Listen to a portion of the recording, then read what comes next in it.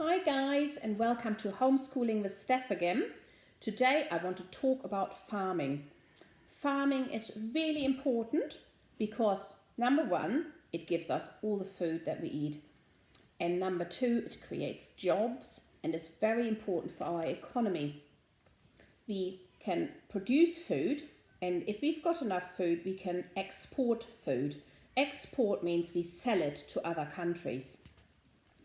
So if you think back, about 100,000 years ago, so a long time ago, people used to do a lot of hunting and gathering. And they had to move around a lot and it was quite hard. So they thought, I wonder what will happen if I plant seeds and grow food where I am. So that worked out well. So they managed to produce food where they were instead of having to go around everywhere. And they managed to stay at one place and rear their animals and plant their food.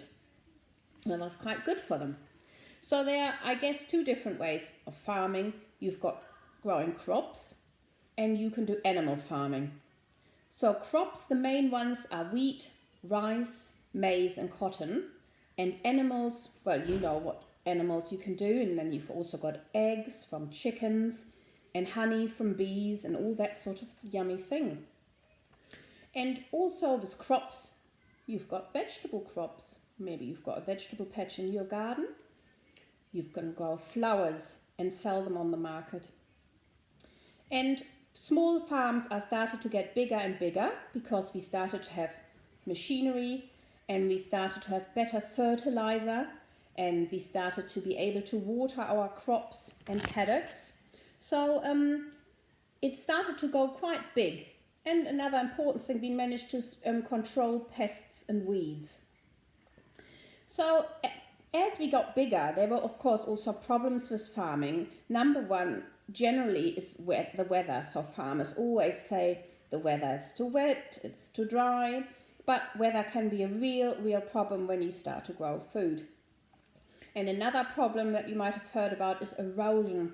Erosion means when something goes, so it can be the soil that goes or, the whole landscape changes.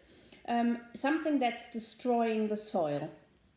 So that's called erosion. So obviously lots of scientists are looking into these things and how they can be made better. So another thing that you could do now is you could look at biodiversity. Biodiversity means the variety of plants and animals that is in an area of life. So you can go into your garden and you can look what biodiversity have I got in my garden and would the farmers around me have the same. So another project you could do is you could now learn and go and research about how does cotton grow.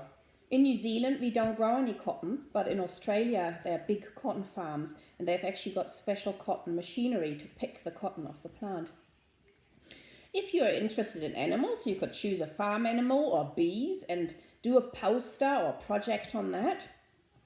And when you do a project, check your spelling. If you're not sure, use the dictionary or internet to find how you spell words.